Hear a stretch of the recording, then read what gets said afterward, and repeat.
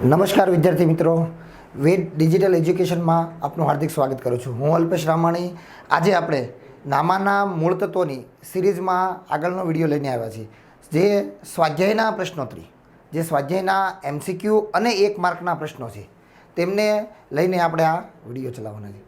આગળનો આપણે વિડીયો જોયો જે થિયરી માટે બનાવવામાં આવ્યો કે નામાના મૂળ તત્વોના પહેલો ભાગ જે આપણો સંપૂર્ણપણે ભાગીદારી પર ડિપેન્ડેડ છે. તો એ વિડીયો માટે કે ભાગીદારીમાં કઈ કઈ બાબતો છે, એની જે થિયરિકલ બાબતો છે, તે આપણે આગળના વિડીયોની અંદર સમજી ગયા. તો આ વિડીયો અને બાકીના બધા વિડીયો આપણને ક્યાંથી મળશે, તો એ આપણે ફરીવાર એકવાર જોઈ લઈએ. અને જે મિત્રો આપણી ચેનલની અંદર નવા હોય તે ચેનલને સબસ્ક્રાઈબર કરે અને આપણા મિત્રો સાથે શેર કરે, જેથી આપણને જે અમૂલ્ય વસ્તુ મળી છે એ વસ્તુ આપણા મિત્રને પણ મળી શકે. તો આ વિડીયોની સિરીઝ આપણને ક્યાંથી મળી રહેશે, તો વેદ ડિજિટલ એજ્યુકેશનમાંથી. એટલે કે આ આપણી એપ્લિકેશન છે અને જેની અંદરથી આપણે વિડીયો એપ્લિકેશન પ્લે સ્ટોરમાંથી ડાઉનલોડ કરી અને મોબાઈલ નંબર દ્વારા રજિસ્ટ્રેશન થઈ અને OTP નાખી અને આપણે રજિસ્ટ્રેશન થઈ શકશું. બાકીની બીજી કોઈ ડિટેલ આપવાની જરૂરિયાત નથી. જ્યારે આપણે એન્ટર થશું એટલે આ પ્રકારનું પેજ આપણી સામે જોવા મળશે અને તેના અંદર ધોરણ 12ને લગતા એકાઉન્ટ અને આંકડાશાસ્ત્રના તમામ થિયરિકલ બાબતોના અને પ્રેક્ટિકલ તમામ સ્વાધ્યાયના દાખલાઓની મટીરિયલ, આપણે દાખલાઓના વિડીયોની સિરીઝ આપણે અહીંયાથી મળી રહેશે. સાથે કોમર્સના અન્ય સબ્જેક્ટને લગતું મટીરિયલ PDF કોપીમાં પણ એ ત્યાંથી મળી શકશે. અહીંથી તમે વિડીયો વારંવાર જોઈ શકશો અને તેનું દૃઢીકરણ કરવા માટે વધારે એને ડાઉનલોડ પણ તમારી એપ્લિકેશનની અંદર કરી શકશો. એ સિવાય સરકાર દ્વારા લેવામાં આવતી એકમ કસોટીના પેપર પણ અહીંથી આપણને આપવામાં આવશે અને તેમનું સોલ્યુશન સમયસર તમને મળી જશે. એ સિવાય પેઇડ કોર્સની અંદર આપણે જ્યારે પરીક્ષાના સમય દરમિયાન અગાઉ આપણે મોસ્ટ IMP પ્રશ્નપત્રો બનાવી અને તેમનું સોલ્યુશન પણ તમને ત્યાંથી મળી જશે. એ સિવાય આપણે 3 થી 12ના આપણી ચેનલની અંદર એપ્લિકેશન અંદરથી બધા જ વિડીયો મળી જશે, જેના પર ક્લિક કરતાં આ પ્રમાણે દરેક ધોરણનું સંપૂર્ણ આખું એવું પેજ આપણને મળી જશે. અને એની અંદરથી આપણે જે કોઈ પણ ધોરણ સિલેક્ટ કરશું તે ધોરણના જે લગતા વિડીયો છે તે એમના વિષયો અને ચેપ્ટર વાઇઝ આવી જશે. જે વિષય સિલેક્ટ કરશું તેમના તમામ ચેપ્ટર આવી જશે અને ચેપ્ટરમાંથી તેમાં તમામ વિડીયો આપણને મળી શકે છે, જ્યાંથી આપણે એ વારંવાર જોઈ અને એ વધારે દૃઢીકરણ કરી શકીએ છીએ. એ સિવાય શાળા મિત્ર એપ્લિકેશન જે આપણે વારંવાર અને બધા ઉપયોગ કરતા હોઈએ છીએ, એ શાળા મિત્રની અંદરથી પણ આપણને ધોરણ 3 થી લઈને 12ના તમામ વિડીયો અહીંયાથી મળી જતા હોય છે. શાળા મિત્ર ખોલશો એટલે આવી રીતે ધોરણ વાઇઝનું પેજ ખુલશે અને એની અંદરથી આપણે પાઠ્યપુસ્તક પસંદ કરશું, જે વિષયની અંદર આપણે વિડીયો જોવા છે તે વિષયને પસંદ કરી શકશું અને તેમના વિડીયોનું સંપૂર્ણ લિસ્ટ આપણને ત્યાંથી મળી જશે. અને તે વિડીયો પર ક્લિક કરતાની સાથે આપણી ચેનલ વેદ ડિજિટલ એજ્યુકેશનનું નામ પણ ત્યાં હશે અને તેના પર ક્લિક કરતાં આપણા તમામ પ્રકારના વિડીયો તમને ત્યાંથી સંપૂર્ણપણે મળી જશે, જે તમે વધારે રીતે જોઈ અને એનું દૃઢીકરણ આપણે કરી શકીએ છીએ. તો હવે આપણે પાછા આવીએ આપણી મૂળ બાબતમાં, જ્યાં આપણે અટક્યા હતા કે ભાઈ આગળ આપણે થિયરિકલ બાબતોને સારી રીતે સમજી શકાય એટલા માટેના 2 વિડીયો બનાવી અને સમજી શક્યા. હવે આગળ તો સ્વાધ્યાયના પ્રશ્નોની પ્રશ્નોત્તરી આપણે કરવાની છે, જેની અંદર પહેલો જ વિભાગ એટલે MCQ. આપણે ખબર છે કે MCQ એટલે તો કે રોકડિયા માર્ક, જે આપણે સૌથી વધારે મજા આવે એવું, કેમ કે સૌથી ઓછી મહેનતમાં સૌથી વધારે માર્ક્સ મેળવવાની વસ્તુ એટલે કે MCQ. કારણ કે એમના જવાબ આપણી પાસે હોય, એમાંથી જ આપણે પસંદ કરવાનો છે. જોઈએ આપણે 1 by 1 શા માટે કયો જવાબ આવે છે, ફક્ત એટલું જ નહીં પરંતુ શા માટે એ જવાબ આવે છે, એને માટે કઈ જોગવાઈ લાગુ પડી છે, જે આપણે આગળ થિયરીમાં સમજી ગયા છીએ, એ ફરીવાર યાદ કરતા જઈશું અને આપણે જોઈશું. તો પહેલો પ્રશ્ન છે કે ભાગીદારોની મૂડી પરનું વ્યાજ એ ભાગીદાર માટે શું કહેવાય? હવે આ જ પ્રશ્ન છે ને સેમ ટુ સેમ બંને પ્રકારે પૂછાતો હોય કે ભાઈ ભાગીદારની મૂડી પરનું વ્યાજ ભાગીદાર માટે શું કહેવાય અને પેઢી માટે શું કહેવાય. અહીંયા આપણને પ્રશ્ન કોના માટે પૂછેલો છે? ભાગીદાર માટે શું કહેવાય. તો આપણે ભાગીદારના સંદર્ભમાં વિચાર કરવાનો છે. જ્યારે આ જ પ્રશ્ન પેઢી માટે કહેવામાં આવ્યો હોય ત્યારે આપણે પેઢીના સંદર્ભમાં વિચાર કરવાનો છે. હવે અહીંયા છે ભાગીદારની મૂડી પરનું વ્યાજ. તો હવે મૂડી શું છે? તો કે ભાગીદાર જે પૈસા ધંધામાં લાવ્યો છે તે. હવે જો ભાગીદાર પૈસા ધંધામાં લાવશે તો વ્યાજ, સીધી ને સિમ્પલ વાત છે, પૈસા જેણે આપ્યા હોય એને વ્યાજ આપવું પડે આપણે, તો પેઢી ભાગીદારને વ્યાજ આપશે. તો વ્યાજ વસ્તુ એવી છે જેને મળે એના માટે ફાયદો હોય, જે ચૂકવે એના માટે ખર્ચ હોય. તો ભાગીદાર માટે શું થાય છે તો કે પૈસા આવે છે, એમણે જે મૂડી આપી છે, દાખલા તરીકે આપણે પેઢીમાં 10 લાખ રૂપિયા રોક્યા છે અને નક્કી થયું છે કે 5% લેખે આપવાનો છે, તો 10 લાખના 5% લેખે વર્ષે 50,000 રૂપિયા પેઢી ભાગીદારને આપશે. તો હવે ભાગીદાર માટે પાસે પૈસા આવ્યા તો હવે એને માટે એ શું છે? આવક. તો ભાગીદારીની મૂડી પરનું વ્યાજ ભાગીદાર માટે શું ગણાય? તો આવક, કારણ કે તેમાંથી તેમને પૈસા આવ્યા છે, તેમને ફાયદો થયો છે. બીજો, કઈ પદ્ધતિમાં મૂડીની રકમ બદલાતી હોવાથી મૂડી પરનું વ્યાજ દર વર્ષે બદલાતું રહે છે? તો આ આપણો જે થિયરિકલમાં વિડીયોમાં આપણે સમજાતા એ કે મૂડી ખાતા રાખવાની 2 પદ્ધતિ છે, સ્થિર મૂડી ખાતા પદ્ધતિ અને અસ્થિર મૂડી ખાતા પદ્ધતિ. તો સ્થિર મૂડી ખાતા પદ્ધતિ તો નામ પ્રમાણે શરૂઆતની મૂડી અને આખરની મૂડી કેવી હોય? સ્થિર હોય, એમાં કોઈ વધારાનો ફેરફાર હોતો નથી, તો એને કહેવાય સ્થિર મૂડી ખાતા પદ્ધતિ. જ્યારે અસ્થિર મૂડી ખાતા પદ્ધતિમાં શરૂઆતની બાકી અને આખરની બાકીમાં ફેરફાર હોય છે. તો સીધી ને સિમ્પલ વાત છે, જો મૂડી સમાન રહેશે તો વ્યાજ સમાન રહેશે, મૂડી અસમાન રહેશે તો વ્યાજ અસમાન રહેશે. અહીંયા આપણને શું પ્રશ્ન પૂછ્યો છે? કઈ પદ્ધતિમાં મૂડીની રકમ બદલાતી હોવાથી, તો બદલાવતી હોય એવું પૂછ્યું છે. તો કઈ પદ્ધતિમાં બદલાય છે? તો અસ્થિર મૂડી ખાતા પદ્ધતિમાં. તો એનો આપણો જવાબ રહેશે અસ્થિર મૂડી ખાતા પદ્ધતિ. અસ્થિર મૂડી ખાતા પદ્ધતિની અંદરથી આપણે એની અંદર ફેરફાર થતો હોય છે, કારણ કે દર વર્ષે એમાં મૂડી વધઘટ થાય છે, અને મૂડી વધઘટ થાય છે એટલે એનું વ્યાજ પણ વધઘટ થાય છે. ત્રીજું, હંગામી મૂડી પ્રથામાં ભાગીદારના ભાગનો નફો કયા ખાતે લઈ જવામાં આવે છે? હવે આની અંદર પણ આપણે આ જ શબ્દ મહત્ત્વનો છે, હંગામી મૂડી ખાતા પદ્ધતિ, જે એનું બીજું નામ આ જ છે, અસ્થિર મૂડી ખાતા પદ્ધતિ. આપણે થિયરીમાં જોયું તેવી રીતે 2 નામ, બંનેના 2 નામ છે, સ્થિર મૂડી ખાતા પદ્ધતિ, એનું બીજું નામ છે કાયમી મૂડી ખાતા પદ્ધતિ. અસ્થિર મૂડી ખાતા પદ્ધતિ તો એનું બીજું નામ છે કે હંગામી મૂડી પદ્ધતિ. તો હવે હંગામી મૂડીનો પદ્ધતિનો પ્રશ્ન પૂછ્યો છે, એટલે કઈ પૂછ્યો છે? અસ્થિર મૂડી ખાતા પદ્ધતિ. તો હવે અસ્થિર મૂડી ખાતા પદ્ધતિમાં આપણે ખબર છે આપણે એક ખાતું બનાવીએ છીએ, મૂડી ખાતું. જો સ્થિર હોય તો 2 બનાવીએ છીએ, મૂડી ખાતું અને ચાલુ ખાતું.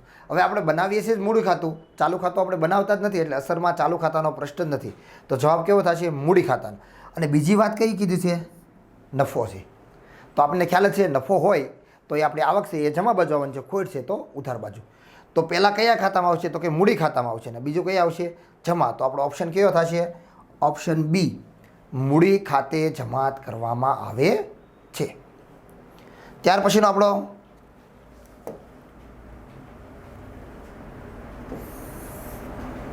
ચોથો પ્રશ્ન,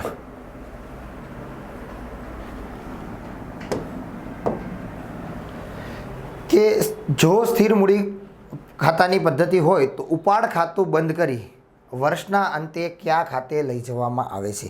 જો પહેલો પ્રશ્ન આપણે પૂછવાનો તો એ હતો હંગામી મૂડી પદ્ધતિવાળો. આ હવે કયો છે? સ્થિર મૂડી પદ્ધતિ. હવે સ્થિર મૂડી પદ્ધતિ છે એટલે આપણે 2 ખાતા બનાવ્યા છે, મૂડી ખાતું અને ચાલુ ખાતું. અને તો હવે પ્રશ્ન ઊભો થશે, ભાઈ ચાલુ ખાતામાં એન્ટ્રી આપવાની છે કે મૂડી ખાતામાં? તો આપણે યાદ શું રાખવાનું છે કે મૂડી ખાતામાં ફક્ત શરૂઆતની મૂડી અને વધારાની મૂડી, આ 2 જ વસ્તુની અસર આવે છે જ્યારે સ્થિર મૂડી ખાતા પદ્ધતિ હોય ત્યારે. તો બાકીની તમામ અસરો આપવા માટે ચાલુ ખાતું તૈયાર કરવામાં આવે છે. તો એમની નોંધ ક્યાં કરવાની છે? આપણે ચાલુ ખાતે. અગાઉ પણ કીધું તેમ સ્થિર પદ્ધતિનું મૂડી ખાતું અને સ્થિર પદ્ધતિનું ચાલુ ખાતું એ બંને સમાન છે. જે પ્રમાણે અસ્થિર મૂડી ખાતા પદ્ધતિમાં બધી જ એન્ટ્રી નાખવાની છે, એવી જ એન્ટ્રીઓ ચાલુ ખાતામાં. અહીંયા જો ફક્ત ખાતાનું નામ પૂછ્યું છે, ઉધાર જમા નથી પૂછ્યું. જો ઉધાર જમા પૂછ્યું હોત તો એ પણ આપણે કહી શકીએ કે ઉપાડની ઉધાર બાકી હોય તો ક્યાં આવત? ચાલુ ખાતે ઉધાર થતી. ત્યાર પછીનો આપણો 5મો પ્રશ્ન છે કે ભાઈ ભાગીદારના ચાલુ ખાતાની ઉધાર બાકીનું વ્યાજ પેઢી માટે શું ગણાય છે? આપણે જે પહેલો જ MCQ જોયો હતો એની એ સેમ ટુ સેમ બાબતો અહીંયા આપણને આવે છે. કેવું કીધું છે? ભાગીદારના ચાલુ ખાતાની ઉધાર બાકી. હવે ચાલુ ખાતું છે એની ઉધાર બાકી પણ હોઈ શકે અને જમા બાકી પણ હોઈ શકે. તો ઉધાર બાકી ક્યારે છે? તો કે વ્યક્તિએ પેઢીમાંથી વધારે પૈસા લીધા છે, જેટલા લેવાના હોય એનાથી ચાલુ ખાતું એટલે કે વધારે લીધા છે, ઉધાર થયા છે ત્યારે. જ્યારે જમા છે તેનો મતલબ એવો છે કે વ્યક્તિએ પેઢીને પૈસા આપેલા છે, કેમ કે જો એણે આપ્યા હશે તો જ જમા કરવાના છે, અને જો પેઢીને એની પાસેથી લેવાના હશે તો ઉધાર થવાના છે. એટલે કે ચાલુ ખાતાની ઉધાર બાકી અને જમા બાકી માટે સમજવા જેવું એવું છે કે જ્યારે જમા બાકી હોય ત્યારે એ મૂડી જેવું છે એવું સમજવાનું, અને ઉધાર બાકી હોય ત્યારે એ ઉપાડ જેવું છે સમજવાનું. તો અહીંયા આપણને શું કીધું છે? ચાલુ ખાતાની ઉધાર બાકીનું વ્યાજ, એટલે કે ઉપાડના વ્યાજ જેવું છે. તો ઉપાડનું વ્યાજ છે એ પેઢી, આપણને પ્રશ્ન પેઢીના સંદર્ભમાં પૂછેલો છે, પેઢી માટે શું ગણાય, એટલે આપણે પેઢીને ધ્યાનમાં રાખીને વિચારવાનું છે. તો ઉપાડ ભાગીદાર પેઢીમાંથી પૈસા ઉપાડીને લઈ જાય છે, એના પર વ્યાજ લેવામાં આવે છે. તો પૈસા કોને મળશે?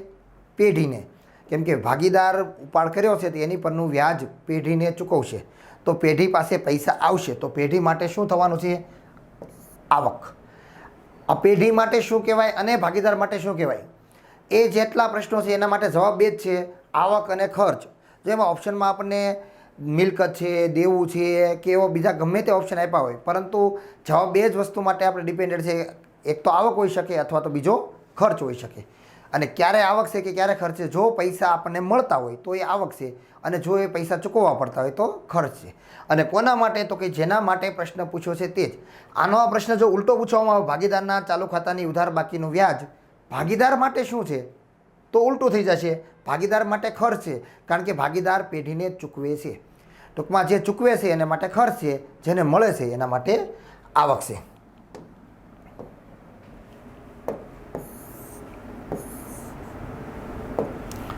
ભાગીદારોના ઉપાડ પરનું વ્યાજ એ ભાગીદાર માટે શું છે? આગળના MCQમાં આપણે વાત કરીએ એની જેમ જ તે ઉપાડ પરનું વ્યાજ તો શું છે? ભાગીદાર પેઢીને વ્યાજ ચૂકવશે. તો ભાગીદાર આપે છે અને પેઢી લે છે. હવે કોના માટે પ્રશ્ન પૂછ્યો છે? ભાગીદાર માટે. અને ભાગીદાર આપે છે તો એના માટે શું થશે? ખર્ચ. ભાગીદાર કે પેઢી બંને માટે આપણે એ જ જોવાનું છે, વ્યાજ કોણ આપે છે? જે આપે છે એને માટે ખર્ચ છે, જે મેળવે છે એના માટે એ આવક છે. અને આના જવાબ બે જ આવવાના છે, આવક અથવા ખર્ચ. એ સિવાયના ઓપ્શન ભલે આપ્યા છે પણ એ આવવાના નથી. ત્યાર પછીનું સાતમું છે કે ભાઈ નફા નુકસાન ફાળવણી ખાતાની ઉધાર બાકી એટલે શું? હવે આપણે જ્યારે છેલ્લે શીખ્યા કે ભાઈ નફા નુકસાન ફાળવણી ખાતો, એનો આપણે નમૂનો જોયો તો કે ભાઈ કેવી રીતનું છે. તો છેલ્લે એમાંથી આપણે જેમ વાર્ષિક હિસાબ કરતી વખતે વેપાર ખાતું બંધ કરીએ તો એમાંથી શું નીકળવાનું છે? કાચો નફો. નફા નુકસાન ખાતું બંધ કરીએ એટલે એમાંથી નીકળવાનું છે ચોખ્ખો નફો. અને ત્યાર પછી આપણે 11માં પાકો સર્વે તૈયાર કરતા હતા, જેમાંથી કંઈ બાકી નીકળવાની હોય નહીં, કેમ કે બંને બાજુ ટોટલ સમાન થવા જોઈએ, અને તો જ આપણો દાખલો સાચો. અહીંયા પણ એ જ છે, પણ અહીંયા એ પછીના બે ખાતા એડ થવાના છે, એટલે કે નફા નુકસાન ફાળવણી ખાતું. તો જેમ વેપાર ખાતામાંથી કાચો નફો કે ખોટ, નફા નુકસાન ખાતામાંથી ચોખ્ખો નફો કે ખોટ, એવી જ રીતે નફા નુકસાન ફાળવણી ખાતું, તો એમાંથી જે નીકળે છે એ વહેંચણી પાત્ર નફો અથવા ખોટ હોય છે. હવે જો સીધી ને સિમ્પલ વાત છે, જો જમા બાકી હશે તો નફો હશે, ઉધાર બાકી હોય તો ખોટ છે. તો અહીંયા આપણને પૂછવામાં આવ્યું છે તો કે નફા નુકસાન ફાળવણી ખાતું, એટલે પહેલી વાત તો કે વેચણી પાત્ર છે. શું છે? તો ઉધાર બાકી. અને આપણે સીધી ને સિમ્પલ ખબર જ છે કે ઉધાર હોય એટલે શું થવાનું છે? ખોટ. જમા હોય તો નફો. તો અહીંયા શું છે? વેચણી પાત્ર ખોટ. જો અહીંયા જ આપણે એવું કીધું કે જમા બાકી શું છે, તો આપણે કહીએ વેચણી પાત્ર નફો. ને નફા નુકસાન ખાતામાંથી ઉધાર બાકી કીધી હોય તો ચોખ્ખી ખોટ, જમા બાકી કીધી હોય તો ચોખ્ખો નફો. એવી રીતે વેપાર ખાતામાંથી ઉધાર બાકી હોય તો કાચી ખોટ, જમા બાકી હોય તો કાચો નફો. એટલે ખાતા ઉપરથી આપણને ખબર પડશે કે કાચો, ચોખ્ખો કે વેચણી પાત્ર કહેવાનો છે, અને ઉધાર અને જમા પરથી આપણને ખબર પડશે નફો કે ખોટ છે. ત્યાર પછીનો આપણો 8મો પ્રશ્ન છે, જો ભાગીદારી કરારનામા પર મૂડી પર વ્યાજની જોગવાઈ ન હોય તો કેટલા ટકા વ્યાજ આપી શકાય છે?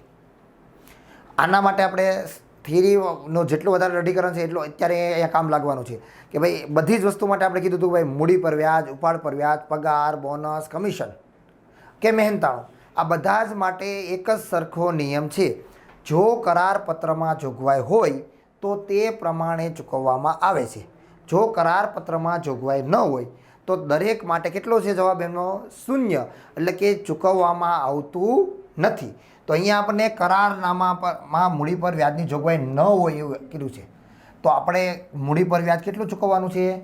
ચૂકવવાનું થતું નથી, એટલે કે કાંઈ નહીં. 6%, 12%, 9% એવું કંઈ જ નહીં આવે, કેમ કે વ્યાજ ચૂકવવાનું નથી. જો જોગવાઈ કરે તો ચૂકવી શકાય, પણ જોગવાઈ ન કરે તો ચૂકવવાનું નથી. ત્યાર પછી જો ભાગીદારી કરારપત્રમાં સ્પષ્ટતા ન હોય તો ભાગીદારે પેઢીને ધીરે લોન પર કેટલા ટકા વ્યાજ ગણાય છે. તો આ જ્યારે જોગવાઈ સમજાય ત્યારે પછીની જ જોગવાઈ હતી કે ભાગીદારે પેઢીને આપેલી લોન, તો એના માટે શું જોગવાઈ છે? તો બધા જ કરતાં એક લોન એક જ વસ્તુ એવી છે જે અલગ છે, અને એ મેં તમને કીધું હતું કે ભાઈ એ ગુપ્ત હવાલા માટે પણ આપણે ખાસ યાદ રાખવાની છે. તો કેટલા ટકા વ્યાજ ગણવાનું છે? એના પર 6% લેખે. જો જોગવાઈ કરેલી હોય તો એ, પણ જોગવાઈ ન કરેલી હોય, આપણે પ્રશ્ન એવો જ પૂછ્યો છે કે જોગવાઈ નથી, સ્પષ્ટતા નથી, તો કેટલું વ્યાજ આપવાનું છે એના પર? તો ફિક્સ છે કે 6% લેખે વ્યાજ આપણે એને આપવાનું થાય છે.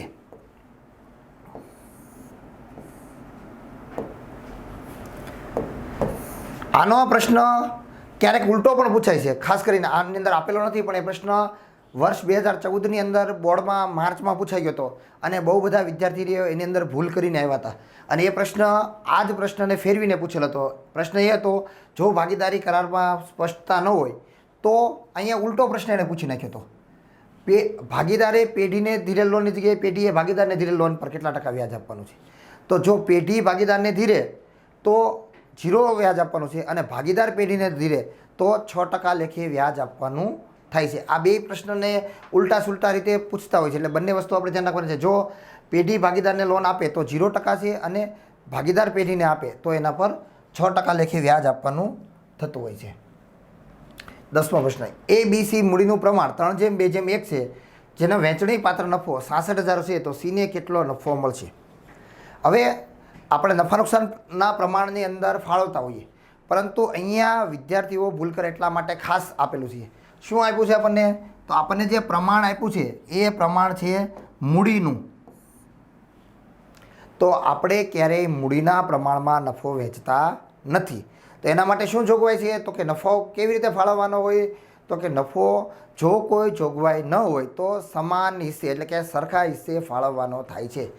તો ત્રણેયને 66,000 રૂપિયાનો જે નફો છે એ 66,000ના 3 ભાગ સરખે હિસ્સે કરી અને 22,000, 22,000 ને 22,000 એ કરી શકાય છે. ત્રણેયને સરખે હિસ્સે આપણે આપવાનું થાય છે, કારણ કે જોગવાઈ કરવામાં આવેલ નથી. આ પ્રમાણ છે તે મૂડીનું છે, નફા નુકસાનનું પ્રમાણ નથી. હવે જો આ જ પ્રશ્ન જો નફા નુકસાનનું પ્રમાણ આપેલું હોત અહીંયા કે A, B અને Cનું નફા નુકસાનનું પ્રમાણ 3:2:1 છે, તો આપણે વહેંચણી પાત્ર નફો 66,000ને એ પ્રમાણમાં ફાળવી અને આપણે કરી શકત. પરંતુ પ્રશ્ન એ થયો કે આ રીતનું આપેલું છે તો અહીંયા મૂડીનું પ્રમાણ આપ્યું છે, એટલે એ ધ્યાનમાં લેવાનું નથી. હવે વર્ષ 2024માં આ જ પ્રશ્ન પૂછાણો ને ત્યારે એણે એવું ફેરવીને પૂછી નાખ્યો, અહીં મૂડીની જગ્યાએ નફા નુકસાનનું પ્રમાણ છે એવો કરી અને પ્રશ્ન પૂછી નાખ્યો. તો જો નફા નુકસાનનું પ્રમાણ હોય તો આપણે 66,000ને આવી રીતે ફાળવવાના થાય. 66,000 ગુણ્યા Cનો હિસ્સો કેટલો છે? તો કે A, B, C, તો 3:2:1. આ Aના છે, આ Bના છે, ને તો Cના કેટલા છે? 1. અને કુલ ટોટલ કેટલા હિસ્સો છે? તો કે 6. 3 + 2 + 1 એટલે કુલ 6 છે. તો એનો જવાબ આવશે 11,000. એટલે અહીંયા આપણને મૂડીવાળો પૂછ્યો છે તો એનો જવાબ 22,000 છે. પણ આનો આ જ પ્રશ્ન જો ફેરવીને પૂછે, નફા નુકસાનનું પ્રમાણ પૂછેલું હોય તો જવાબ 11,000 આવે છે. એટલે આપણે હંમેશા માટે એ ધ્યાન રાખવાનું છે આ દાખલા માટે અને આગળના પણ દાખલા માટે કે નફા નુકસાનનું પ્રમાણ આપેલું હોય તો તે લેવાનું છે. મૂડીનું પ્રમાણથી નફો ફાળવવાનો થતો નથી. જો આપણને દાખલાની અંદર એવી સ્પષ્ટતા કીધેલી હોય કે ભાઈ મૂડીના પ્રમાણમાં ફાળવવાનું છે, આગળ એવા દાખલાઓ આવશે જેની અંદર આપણે સ્પષ્ટ કીધું છે કે મૂડીના પ્રમાણમાં ફાળવવાનું છે, તો અને તો જ આપણે મૂડીના પ્રમાણમાં નફો ફાળવીએ છીએ. નહીંતર નફા નુકસાનનું પ્રમાણ આપ્યું હોય તો તે, અને ન આપ્યું હોય તો પણ એને માટે 1:1:1 3 હોય તો 4 હોય તો 1:1:1 એ પ્રમાણે ફાળવવાનું થાય છે.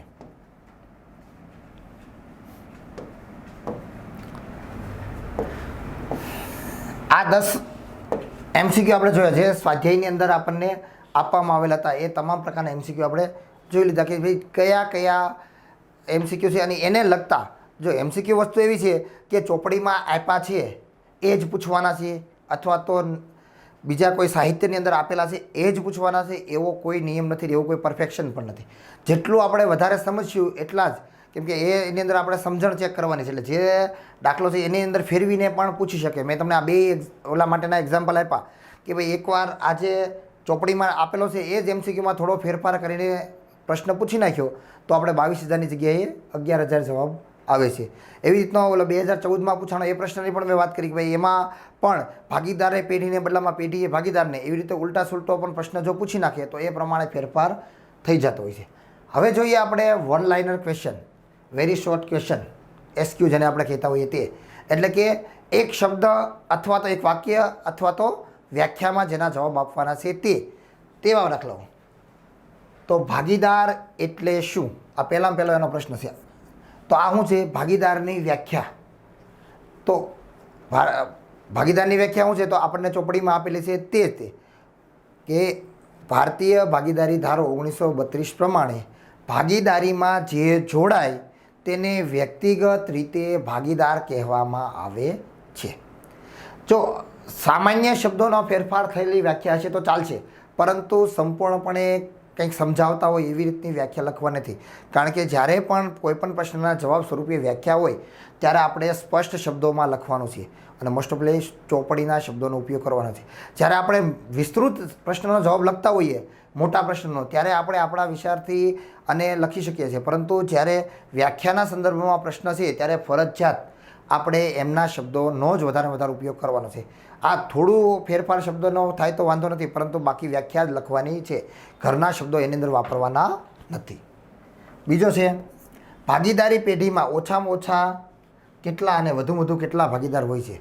તો ભાગીદારી પેઢી માટે ઓછામાં ઓછા 2 ભાગીદાર અને વધારે કેટલા ભાગીદારો છે? 50 ભાગીદારો છે. એવી રીતની. તો આગળ આપણે એ ભાગીદારની સંખ્યાની જે જોગવાઈ જોઈ ગયા હતા એની અંદર જ એમનો જવાબ છે. ત્યાર પછી ભાગીદારી કરારનામું એ પેઢી માટે શું ગણાય છે? તો આગળ આપણે જ્યારે ભાગીદારી ખતપત્ર શીખ્યા, ભાગીદારી કરારનામું, ત્યારે એની અંદર કીધું હતું કે ભાઈ આ શું છે? તો કે એના આધારે પેઢીનો ધંધો ચલાવવાનો છે. કેવી રીતે નફો વેચવાનો છે, કોણ મૂડી લાવશે, કેટલો પગાર આપવામાં આવશે, કેટલું કમિશન આપવામાં, આ બધી બાબતો એની અંદર સમાવેશ થાય છે. તો કોઈપણ દેશ માટે, કોઈપણ સંસ્થા ચલાવવા માટે જેની નિયમાવલી છે એવી રીતની આ પેઢીની નિયમાવલી છે. એટલે કે એના અંદર તમામ નિયમો એની અંદર છે. તો તે તેમનું શું છે? તો બંધારણ છે. તો ભાગીદારી કરારનામું છે એ પેઢી માટે શું છે? તો પેઢીનું શું છે? તો એ એનું બંધારણ છે. એટલે એના આધારે તમામ વહીવટ ચલાવવામાં આવે છે. ત્યાર પછી છે ભાગીદારી કરારનામું તૈયાર કરવાનો હેતુ જણાવો. હવે શા માટે તૈયાર કરવામાં આવે છે? તો સૌથી અગત્યનું અને મુખ્ય કારણ એનું છે કે ભાગીદારો વચ્ચે ભવિષ્યમાં ઊભી થતી તકરારોનું નિવારણ કરવા માટે ભાગીદારી ખતપત્ર તૈયાર કરવામાં આવે છે. જો એક જ કારણ દેવાનું છે એટલા માટે. બાકી તો એવું પણ કહી શકાય કે ભાઈ પાકડીનું મૂલ્યાંકન કેવી રીતે કરવું એના માટે તૈયાર કરવાનું છે, અથવા તો નવા ભાગીદારનો પ્રવેશ કરતી વખતે કઈ જોગવાઈનું પાલન કરવાનું છે તેના માટે તૈયાર કરવામાં આવે છે. નિવૃત્ત થતા ભાગીદાર વખતે કયા જોગવાઈનું પાલન કરવું એના માટે છે. પરંતુ આપણે સ્પષ્ટ રીતે 1 માર્ક માટે પૂછ્યો તો આપણો મુખ્ય જવાબ એ જ છે કે ભાગીદારો વચ્ચે ભવિષ્યમાં ઊભી થતી તકરારોનું નિવારણ કરવા માટે ખતપત્રની જરૂરિયાત છે. ભાગીદારીઓ વચ્ચે લેખિત કરાર ન હોય તો વહીવટી પ્રશ્નોનો નિકાલ કેવી રીતે થાય છે? હવે જે વહીવટી પ્રશ્નો થાય છે કે ભાઈ ક્યારેક એક ભાગીદાર કે આમ કરવું જોઈએ, બીજો ભાગીદાર કે આમ કરવું જોઈએ, આ યોગ્ય છે કે આ યોગ્ય છે, જ્યારે એવા પ્રશ્નો ઊભા થાય, જે આગળ આપણે કીધું એમ તકરાર ઊભી થાય, તો એવા સંજોગોની અંદર કઈ રીતે કાર્ય કરવાનું છે? તો કે ભારતીય ભાગીદારી ધારો 1932 અને નવો ભારતીય ભાગીદારી ધારો 2013 આ બંનેને આધારે એમનું સોલ્યુશન આવે છે. જો ખતપત્ર તૈયાર કરવામાં આવેલું હોય તો એ ખતપત્રની અંદર જે જોગવાઈ કરેલી છે એ પ્રમાણે કામગીરી કરવાની છે. પરંતુ જો જોગવાઈ ન કરવામાં આવેલી હોય તો ભારતીય ભાગીદારી ધારો 1932 અને નવો ભારતીય ભાગીદારી ધારો 2013 પ્રમાણે કરવામાં આવે છે. જવાબ માટે તમે 1932 નહીં લખો અને ફક્ત 2013 લખશો કે ભારતીય ભાગીદારી ધારો 2013 પ્રમાણે છે તો પણ કોઈ વાંધો નથી. ત્યાર પછી છે સ્થિર મૂડી ખાતા પ્રથામાં ભાગીદારનો નફો કયા ખાતે જમા કરવામાં આવે છે? એક મિનિટ. ભાગીદારી પેઢીના ભાગીદારોનું મૂડી ખાતા રાખવાની પદ્ધતિના નામ જણાવો. એક પ્રશ્ન આગળ. તો હવે પદ્ધતિના નામ તો આગળ આપણે જોઈ ગયા, બે જ પદ્ધતિ છે. એક સ્થિર મૂડી ખાતા પદ્ધતિ અને બીજી અસ્થિર મૂડી ખાતા પદ્ધતિ. કે ભાઈ જેની અંદર શરૂઆતની બાકી અને આખરની બાકી સમાન હોય છે સ્થિર મૂડી ખાતા પદ્ધતિ, અને શરૂઆતની અને આખરની બાકીમાં તફાવત હોય તે અસ્થિર મૂડી ખાતા પદ્ધતિ. સ્થિર મૂડી ખાતા પદ્ધતિમાં ભાગીદારનો નફો કયા ખાતે જમા કરવામાં આવે છે? તો સ્થિર મૂડી ખાતા પદ્ધતિ અને અસ્થિર મૂડી ખાતા પદ્ધતિ. તો સ્થિર મૂડી ખાતા પદ્ધતિ છે એટલે આપણે બે ખાતા બનાવવાના છે, એક મૂડી ખાતું અને બીજું છે આપણું એ ચાલુ ખાતું. અને જ્યારે આપણે ચાલુ ખાતું બનાવશું ત્યારે મૂડી ખાતાના જે તમામ વ્યવહારો છે તે તમામ પ્રકારના વ્યવહારો એ ચાલુ ખાતાની અંદર સમાવેશ થતો હોય છે. એટલે જ્યારે સ્થિર મૂડી ખાતા પદ્ધતિ હશે ત્યારે તમામ વ્યવહારો એટલે કે તમામ અસરો ક્યાં આપવામાં આવે છે? ચાલુ ખાતામાં, સિવાય કે વધારાની મૂડી એ સિવાયના તમામ વ્યવહારો ચાલુ ખાતામાં જ આપવામાં આવે છે. ત્યાર પછી છે સ્થિર મૂડી ખાતા પદ્ધતિના અમલ હોય ત્યારે ભાગીદાર વધારાની મૂડી, આ જો ખાસ કરીને શબ્દ છે એનો જોવાનો, કાયમી ધોરણે લાવે તો તે કયા ખાતે જમા થાય છે? જો ભાગીદાર ટૂંકા ગાળા માટે લાવતો હોય તો એ ચાલુ ખાતામાં જ જમા થાય, પણ કાયમી ધોરણે લાવવામાં આવે છે એટલે કે લાંબા ગાળા માટે લાવવામાં આવે છે ત્યારે આપણે એને મૂડી ખાતે જમા કરીએ છીએ. કારણ કે આપણે કઈ પદ્ધતિ રાખીએ છીએ? તો કે સ્થિર મૂડી ખાતા પદ્ધતિ. એટલે એમાં મૂડીમાં બને ત્યાં સુધી કોઈ ફેરફાર કરવાનો નથી. જે કાંઈ નફો થાય, પગાર, બોનસ, કમિશન કે ઉપાડનું વ્યાજ કે મૂડીનું વ્યાજ, આ જે કાંઈ ચૂકવવાનું થાય અથવા મેળવવાનું થાય એ તમામ વસ્તુઓની અસર આપણે ચાલુ ખાતામાં આપવાની હોય છે. પરંતુ એક જ વસ્તુ છે, વધારાની મૂડી લાવે તો અને તો જ આપણે એને ચાલુ ખાતામાં એટલે કાંઈ મૂડી ખાતાની અંદર નાખીએ. તો આપણે આનો જવાબ શું આવશે? જ્યાં સ્થિર મૂડી ખાતા પદ્ધતિ અમલમાં હોય ત્યારે ભાગીદાર વધારાની મૂડી લાવે તો ક્યાં જમા કરવાનું છે? આપણે મૂડી ખાતે. જો ભાગીદાર ચાલુ ખાતાની ઉધાર બાકી હોય તો પાકા સરવૈયામાં કઈ બાજુ દર્શાવવામાં આવે છે? હવે આપણે ભાગીદાર છે એનું ચાલુ ખાતું છે તો એમની બંને પ્રકારની બાકી હોઈ શકે છે. ભાગીદારનું ચાલુ ખાતું છે એની ઉધાર બાકી પણ હોઈ શકે અને જમા બાકી પણ હોઈ શકે. મૂડી ખાતું હોય તો એની જમા બાકી જોવાની છે, ઉપાડ ખાતું હોય એની ઉધાર બાકી હોય છે. પરંતુ ચાલુ ખાતું છે તેની બે વસ્તુ હોઈ શકે, ઉધાર બાકી પણ હોઈ શકે અને જમા બાકી પણ હોઈ શકે. તો જ્યારે ચાલુ ખાતાની ઉધાર બાકી હોય ત્યારે પાકા સરવૈયામાં કઈ બાજુ દર્શાવે? આપણને ખબર છે કે પાકું સરવૈયું છે આપણે દરેક ખાતામાં બે ભાગ હોય, ઉધાર અને જમા, ઉધાર અને જમા. વેપાર ખાતું તો ઉધાર બાજુ, જમા બાજુ. નફા નુકસાન ખાતું ઉધાર બાજુ, જમા બાજુ. પરંતુ પાકું સરવૈયું બનાવીએ છીએ, એ સરવૈયું છે, એ ખાતું નથી, એટલા માટે એમાં આપણે ઉધાર જમા લખતા નથી. પરંતુ આપણે ખબર તો છે જ કે ઉધારની બધી એન્ટ્રી એક બાજુ આપીએ છીએ અને જમાની એન્ટ્રી બધી બીજી બાજુ આપીએ છીએ. તો ઉધારની બધી જ એન્ટ્રીઓ આપણે કઈ બાજુ આપીએ છીએ? તો કે મિલકત લેણા બાજુ. અને જમાની બધી અસર ક્યાં આપીએ છીએ? આપણે મૂડી દેવા બાજુ. તો હવે આપણને પ્રશ્ન છે કે અહીંયા આપણને પૂછ્યું છે, કઈ વસ્તુ પૂછી છે? ઉધાર બાકી હોય તો પાકા સરવૈયામાં ક્યાં દર્શાવવામાં આવે છે? તો જ્યાં બધી ઉધાર બાકી દર્શાવવામાં આવે છે ત્યાં, એટલે કે આપણું મિલકત લેણા બાજુ એને દર્શાવવામાં આવે છે. વર્ષના અંતે ભાગીદારનું ઉપાડ ખાતું બંધ કરી મૂડી ખાતે લઈ જવાની આમ નોંધ લખો. જો આપણું ખાતું છે ઉપાડ ખાતું, તો આપણે વર્ષના અંતે ઉપાડ ખાતું છે એ આગળના વર્ષ માટે ખેંચી જવાનું હોતું નથી. એટલે એમાં જે બાકી છે એ તમામ બાકીને આપણે તે વર્ષે વાર્ષિક હિસાબ કરીએ ત્યારે એમાં મૂડી ખાતે લઈ જવાનું છે. તો કઈ બાજુ લઈ જવાનું છે? તો સીધી ને સિમ્પલ વાત છે કે આપણે કયું ખાતું બંધ કરીએ છીએ? ઉપાડ ખાતું. અને ઉપાડ ખાતાની કેવી બાકી હોય? આપણે ખાસ કરીને સમજી ગયા છીએ જ્યારે કાચું સરવૈયું એવું ચેપ્ટર શીખી ગયા છે 11માં, એમાં ખાસ આપણે શીખ્યા છે કોની ઉધાર બાકી હોય અને કોની જમા બાકી હોય. અમુક વસ્તુઓ એવી છે જેની બંને પ્રકારની બાકી હોય. બાકીની બધી વસ્તુઓની આપણે ફિક્સ જ છે કે ભાઈ કોની કેવી બાકી હોય, કોની ઉધાર બાકી છે, કોની જમા બાકી છે. તો ઉપાડની બાકી હંમેશા કેવી હોય? ઉધાર બાકી હોય. હવે જેની બાકી ઉધાર છે એનું ખાતું બંધ કરીએ એટલે આપણે એ ઉધાર તો છે જ, હવે એને જમા કરશું તો જે બંધ થશે એનું સરભર થશે. એટલે કે જે જમા બાકી હોય અને ખાતું બંધ કરવામાં આવે તો એ ઉધાર થાય, અને ઉધાર બાકી હોય અને એનું ખાતું બંધ કરવામાં આવે તો એ જમા થાય. તો ઉપાડ છે એની ઉધાર બાકી છે તો આપણે એનું ખાતું બંધ કરશું એટલે ઉપાડ ક્યાં જશે? તો જમા થશે. તો ઉપાડ જમા થશે એ નક્કી થઈ ગયું. તો ઉધાર કોણ થશે? તો જ્યાં લઈ જવામાં આવે છે ત્યાં. ક્યાં લઈ જવામાં આવે છે? આપણે મૂડી ખાતે. તો એની આમનો તો શું થવાની છે આપણી? તો મૂડી ખાતે ઉધાર